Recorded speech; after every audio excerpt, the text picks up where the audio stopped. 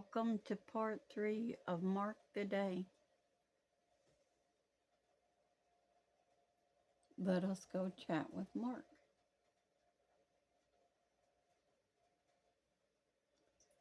January the 23rd, 2025, by man's calendar.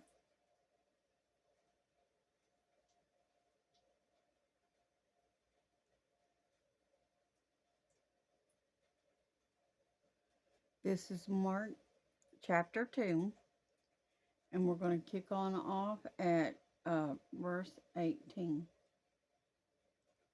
And the disciples of John and of the Pharisees used to fast. And they come and saying to him, Why do the disciples of John and of the Pharisees fast, but your disciples fast not? And Jesus said to them, Can the children of the bride chamber fast while the bridegroom is with them?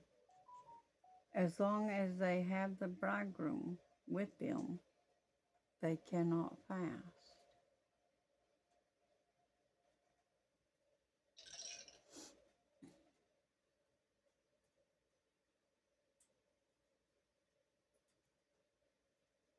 But the days will come when the bridegroom shall be taken away from them, and then shall they fast in those days. No man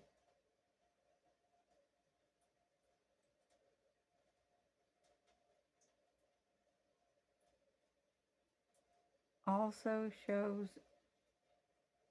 a piece of no man also sews a piece of new cloth on an old garment,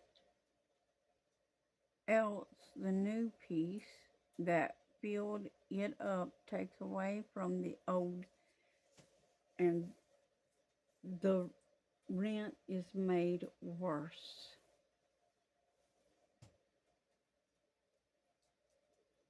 And no man puts new wine in old bottles, else the new wine does burst the bottles, and the wine is spoiled, and the bottles will be marred. But new wine must be put into new bottles.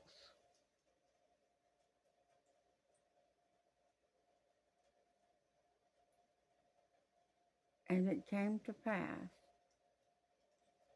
that he went through the corn fields on the Sabbath day, and his disciples began as they went to pluck the ears of corn. And the Pharisees said to him, Behold, why do they on the Sabbath day that which is not lawful? Why do they on the Sabbath day that which is not lawful? And he said to them, Have you never read what David did when he had need and was hungry, he and they that were with him? How he went into the house of God in the days of Abiathar the high priest, and did eat the showbread, which is not lawful to eat but for the priests, and gave also to them which were with him. And he said to them, The Sabbath was made for man, and not man for the Sabbath. Therefore the Son of Man is Lord of the Sabbath. Therefore the Son of Man is Lord also of the Sabbath. Chapter 3. And he entered again into the synagogue, and there was a man there which had a withered hand, and they watched him, whether he would heal him on the Sabbath day, that they might accuse him. You know, they didn't even care that these people were receiving their healings. It wasn't even amazing to them. They didn't love what Jesus was doing at all. They didn't care. They was just looking and watching him for a chance to try to accuse him, to have reason to arrest him and do away with him, because they didn't want him changing their lives. They were happy in the lifestyle that they had and in the way that they were going. They didn't want the Lord and his ways.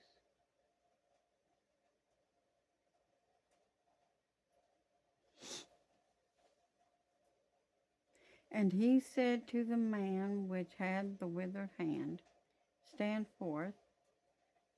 And he said to them, Is it lawful to do good on the Sabbath days, or to do evil? To save life or to kill? But they held their peace. And when he had looked around about them with anger, being grieved for the hardness of their hearts, he said to the man, Stretch forth your hand. And he stretched it out,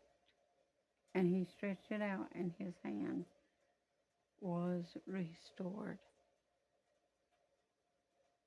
whole as the other. And the Pharisees went forth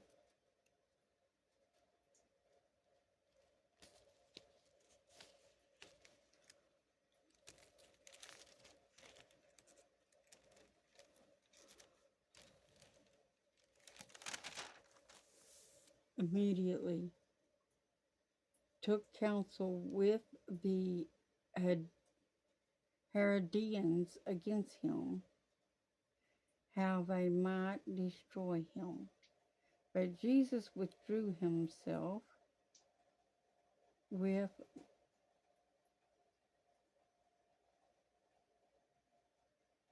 multitude, with his disciples to the sea, and a great multitude from Galilee followed him, and from Judea.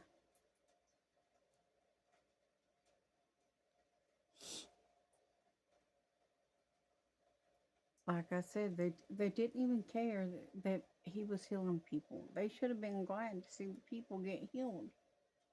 They should have been rejoicing for the fact that these things were happening instead of being upset that Jesus was doing it. They should have been happy for these people. Where was that? Where was the love of God in them? You see none present.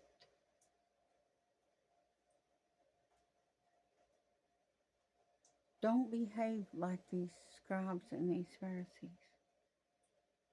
That will not be in the kingdom of heaven. It is not evil to want to see someone healed. It is not evil to want to tell somebody the truth.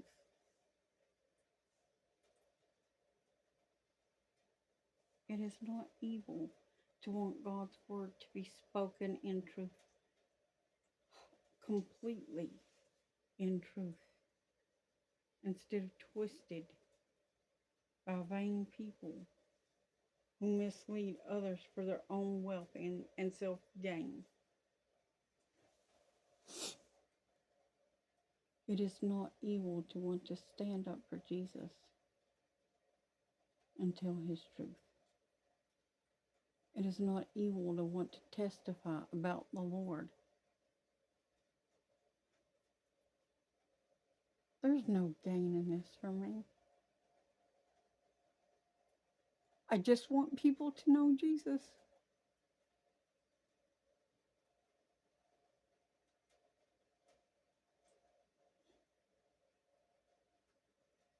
I have suffered much loss in the last few years. And I'm not just talking about my family. Things, my entire life got flipped upside down.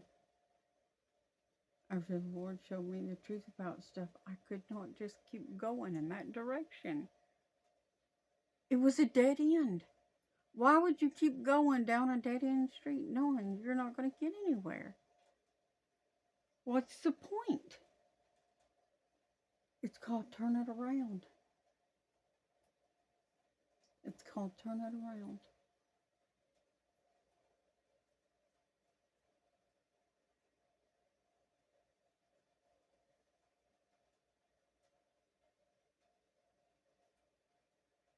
Anyway, Mark 3, verse 8.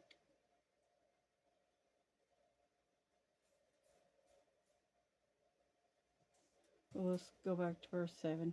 But Jesus withdrew himself with his disciples to the sea, and a great multitude from Galilee followed him, and from Judea,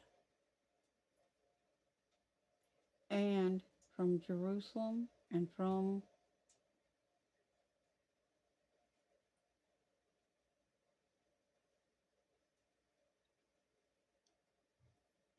Idumea, I'm not sure how to pronounce that, and from beyond Jordan. And they about Tyre and Sidon, a great multitude, when they had heard what great things he did, came to him, and he spoke to the disciples that small ship should wait on him because of the multitude, lest they should throng him.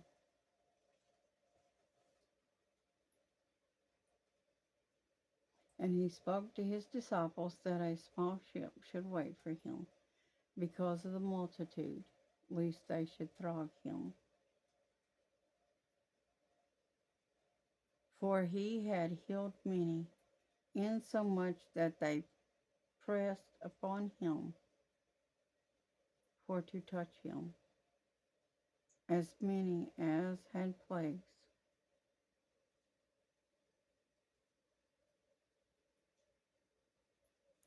And the unclean spirits, when they saw him, fell down before him and cried, saying, You are the Son of God. And he straightway charged them that they should not make him known. And he goes up into a mountain and calls to him who he would, and they came to him. And he ordained 12 that they should be with him, and that he might send them forth to preach. He anointed them to preach. If God has anointed you to preach, why aren't you doing it according to his will and his way?